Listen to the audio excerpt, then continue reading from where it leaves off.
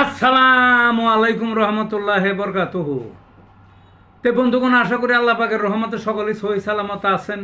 তে কবি Gazi এক্কাশালী YouTube channel 0171408850 এর পক্ষ থেকে আপনাদের সকলের প্রতি রইল একান্ত আন্তরিক শুভেচ্ছা ও ভালোবাসা। তে বন্ধুগণ, এখন আপনাদের সামনে যে বয়ানটা রাখবার চেষ্টা করব, বয়ানটার নাম হলো প্রসূতিদের বুকের দুগ্ধ কম থাকলে হোমিওপ্যাথি।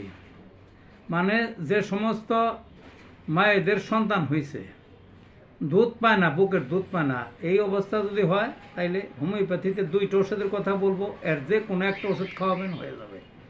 অ্যাগনাস কাস্ট মাদার অল্প একটু পানির মধ্যে সকালে 15 ফোঁটা, বিকালে 15 ফোঁটা কয়েকদিন খাওয়াবেন, ঠিক হয়ে যাবে।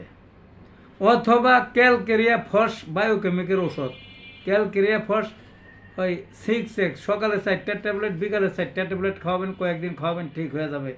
ভালো থাকুন বন্ধুগণ।